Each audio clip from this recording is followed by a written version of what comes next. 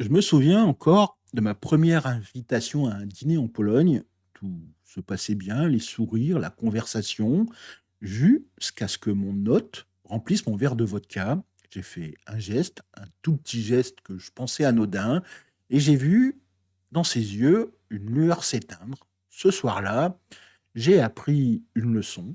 L'hospitalité polonaise a un code secret, un code que, si vous le brisez sans le savoir, peut vous laisser à jamais en dehors du cercle.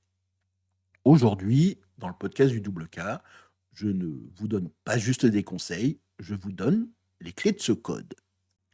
Vitam, dans le podcast du double K, je vous laisse imaginer, vous débarquez à Varsovie ou à Cracovie, le cœur un petit peu plein d'espoir et la tête pleine de questions. Vous voyez les gens, vous entendez la langue, vous sentez l'odeur des pierogies qui sortent d'une fenêtre, mais il y a comme un mur invisible entre vous et cette vie locale.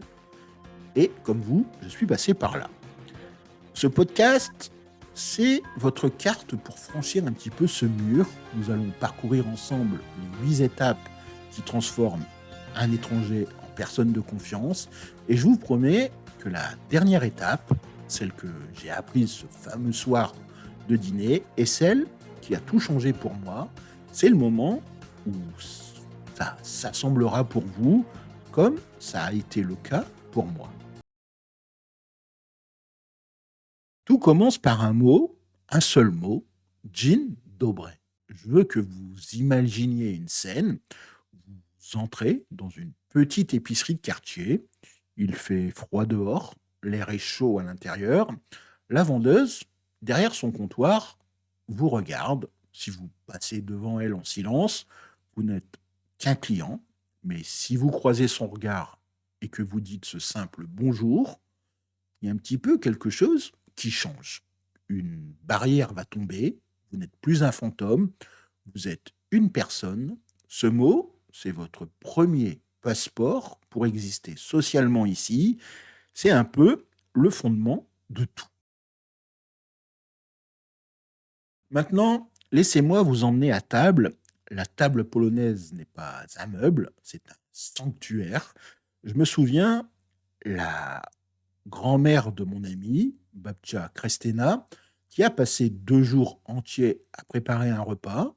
Quand j'ai goûté à son bigos, ce ragoût qui avait mijoté pendant des heures, et que j'ai levé mon regard vers elle avec un vrai dziękuję, qui était sincère, son visage il s'est un petit peu illuminé. Ce n'était pas de la nourriture, c'était une offrande.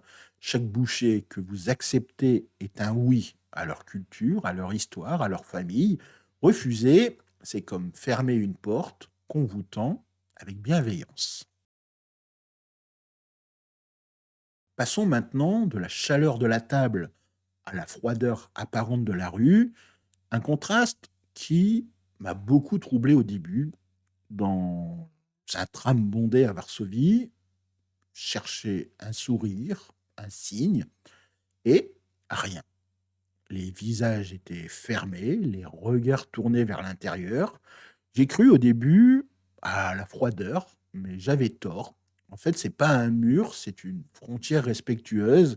C'est comme si chacun portait une bulle invisible de dignité. Franchir cette bulle par un contact ou une voix trop forte, c'est comme un petit peu commettre une intrusion. Apprendre à respecter ce silence public, c'est gagner le respect silencieux des autres. Et c'est là que le langage devient votre meilleur allié. Imaginez que vous avez 2 clés pour ouvrir les portes. La première, petite et simple, c'est T, le tu polonais. L'autre, plus grande, plus formelle, c'est pan ou pani pour une femme.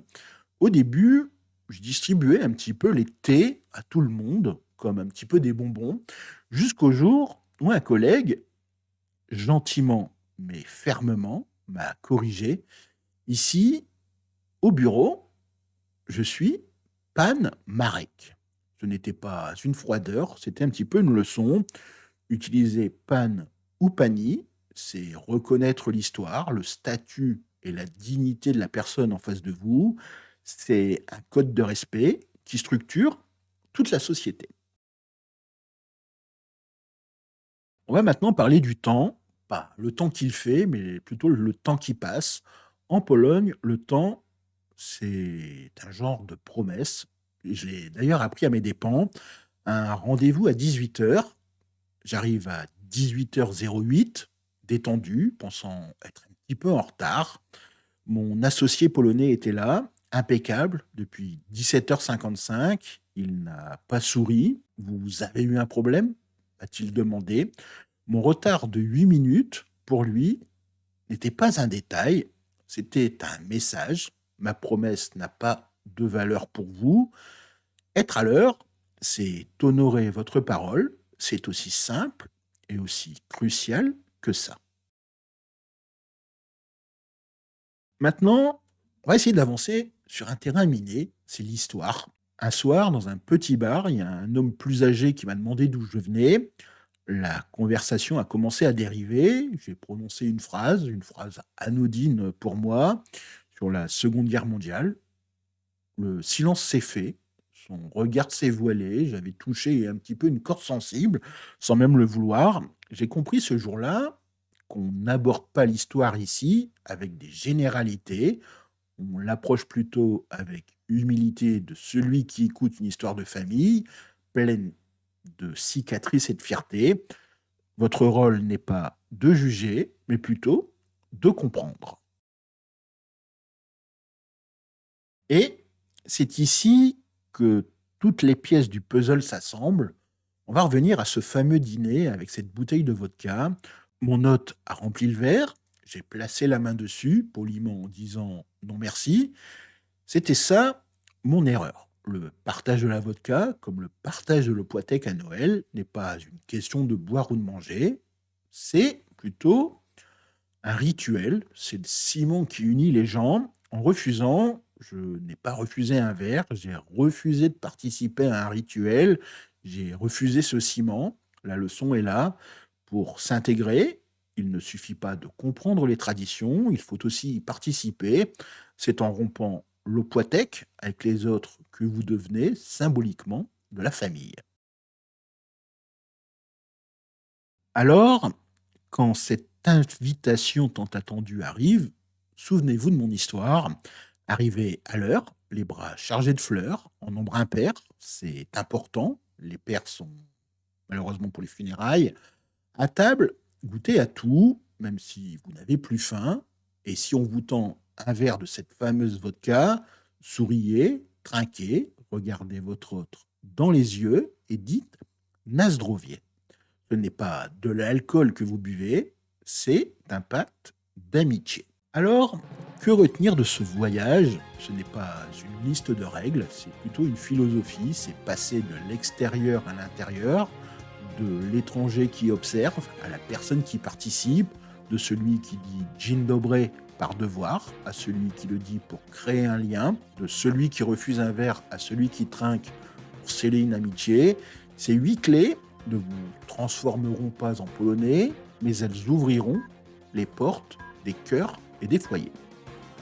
Maintenant, c'est à votre tour de raconter une histoire. Racontez-moi dans les commentaires quelle est votre plus grande bévue culturelle ou votre plus belle réussite, que ce soit en Pologne ou ailleurs. Partagez vos anecdotes, c'est comme ça qu'on apprend tous ensemble. Si cette histoire vous a été utile, n'hésitez pas à liker et à vous abonner.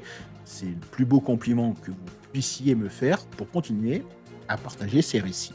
Je vous remercie de m'avoir écouté. Je vous dis à très vite pour de nouvelles aventures.